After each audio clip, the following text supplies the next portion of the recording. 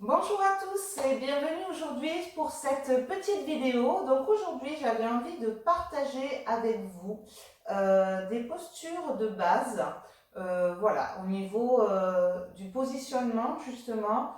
Il est vrai que sur les postures de base, il y a parfois assez peu d'informations et d'indications, alors que c'est très important de bien se positionner dans ces postures dites de base pour pouvoir ensuite effectuer correctement la suite des asanas. D'accord? Donc, on va commencer aujourd'hui. Je vais vous expliquer un petit peu, tout simplement, comment maintenir la posture debout. Ok? Donc, la posture debout, en général, donc on a soit les pieds joints, d'accord? Soit les pieds au niveau largeur de hanche. On essaye d'avoir toujours les pieds parallèles. Donc, quand on dit parallèle, on se concentre, on fait le focus sur l'extérieur de nos pieds. Ici, je viens décaler un petit peu les talons vers l'extérieur pour avoir mes deux pieds parallèles. D'accord? Ok. Au niveau des jambes, ce qui est important, c'est d'essayer de visualiser que vous avez par exemple des yeux au niveau du milieu de vos mollets ici. D'accord? Vous voyez ces yeux et vous voulez en fait que ces deux yeux se rapprochent d'une certaine manière, qu'ils louchent. D'accord? Donc, vous rapprochez les yeux l'un de l'autre et automatiquement, vous avez vos fessiers qui vont légèrement se contracter et vous avez votre bassin qui entre en légère rétroversion. Très bien. Donc ici, au niveau du placement des jambes, on est bon. C'est comme ça qu'en posture debout, normalement, vous devez vous placer, comme par exemple au début de la salutation au soleil. Une fois qu'on est placé ici au niveau des jambes, reste le dos à placer. Au niveau du dos, ici, ce qui est important de retenir, c'est qu'il faut venir éloigner le bassin des épaules, d'accord? En conservant ici la posture de nos jambes. Donc, on inspire et sur l'expiration, on vient vraiment placer, étirer pour venir éloigner le bassin des épaules. D'accord? Voilà, comme ça on a le dos qui se redresse. Au niveau de la tête, c'est à partir du sommet du crâne, ici, vraiment, que l'on vient étirer vers le plafond. On garde la posture de la nuque dans un alignement naturel, d'accord? On ne force ni l'extension ni la flexion avant. On est vraiment avec une nuque allongée. Et au niveau des mains, on vient amener les paumes de main vers le mur avant et on vient placer le petit doigt l'auriculaire près des cuisses. Ici, on est dans la bonne posture debout. D'accord? Donc, au niveau effectivement de la nuque et des épaules, vous pouvez visualiser comme une sorte de cintre, d'accord? Vous avez le haut du cintre en métal au niveau de votre nuque, comme ceci, et vous avez les branches du cintre qui descendent au niveau de vos épaules. Voilà. Voilà pour ce qui est de la posture debout. Ensuite, je voulais voir un petit peu avec vous la première salutation. Donc, quand on inspire, on est en bonne posture ici. On inspire. On vient lever les bras vers le plafond.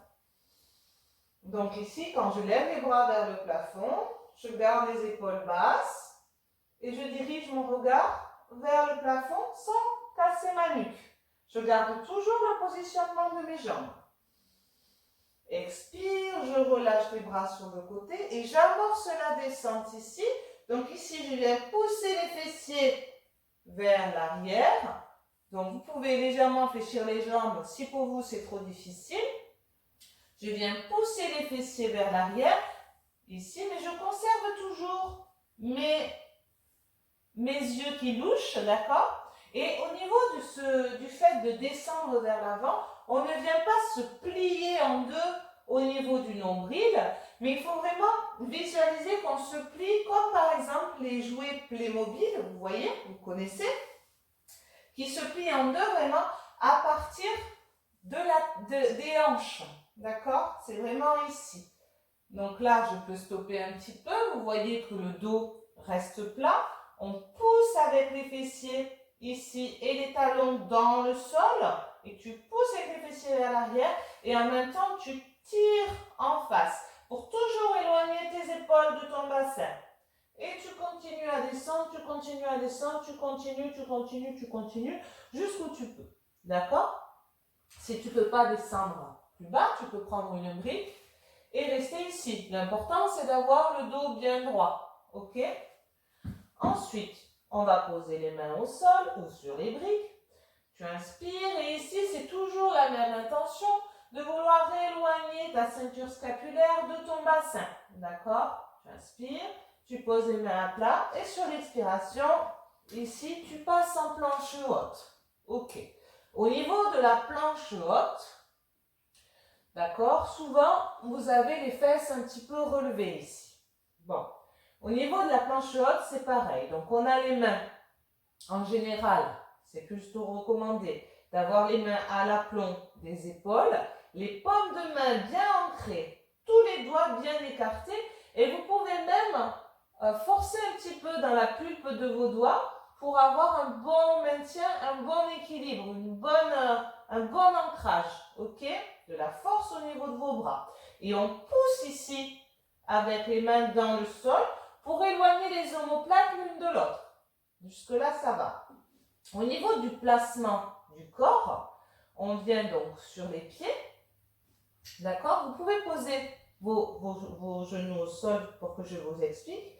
Et ici, vous amenez le nombril vers la poitrine. Le pubis vers le nombril, nombril vers la poitrine. Nombril vers la colonne vertébrale. D'accord? Ici, vous êtes dans le bon placement et vous pouvez tendre vos jambes. D'accord. Ici, on est dans une bonne planche. Ensuite, on pose genoux au sol pour venir descendre ici. Genoux, poitrine et front au sol. D'accord? Donc ici, je vous fais la version facile, mais vous pouvez également donc être en planche et descendre en Chaturanga, Dandasana. Donc, c'est-à-dire que vous descendez un petit peu comme si vous faisiez des pompes. C'est comment déjà? Des pompes triceps. Voilà. Donc, c'est-à-dire que vous conservez vos coudes et vos avant-bras près du buste, près de la poitrine. D'accord? Donc, pour la première version où on descend, genoux, poitrine et front au sol, on vient ensuite poser tout le corps au sol, écarter légèrement les pieds. Les mains sont au niveau de la poitrine. Ici, tu pousses ton pubis dans le sol, donc ça vient contracter automatiquement tes fessiers. Et tu commences à lever le buste en poussant le pubis et non pas le ventre. D'accord? C'est très important. Tu as le périnée qui est contracté. Tu commences à monter et ensuite, tu peux t'aider de tes mains pour monter un peu plus. D'accord? Donc ici, on est en posture du cobra. Tu enroules les épaules vers l'arrière. Tu serres les omoplates l'une contre l'autre. D'accord? Et au niveau de la nuque, tu gardes ta nuque dans l'allongement naturel de ton corps. Ok? Donc ici, tu regardes droit devant. Voilà. Donc tu ne dois pas sentir de tassement au niveau de tes lombaires. Ok?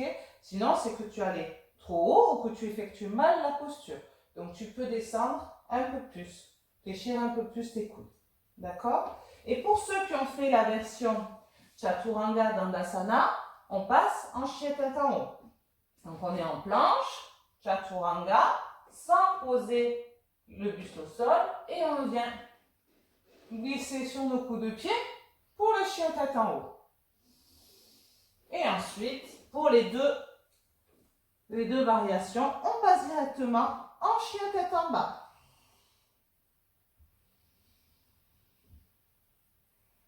Donc ici, pour le chien tête en bas, on a les mains bien ancrées, toujours pareil. Les bras poussent dans le sol, vraiment, on pousse dans le sol avec nos paumes de main. D'accord? On essaye d'éloigner les omoplates l'une de l'autre comme si on portait un gros ballon dans nos mains, comme par exemple les ballons de pilates.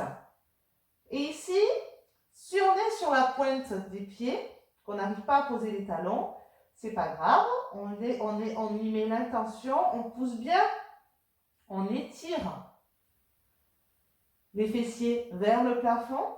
Si ça tire trop à l'arrière des jambes, vous pouvez également venir fléchir vos jambes ici. Et vous maintenez la posture.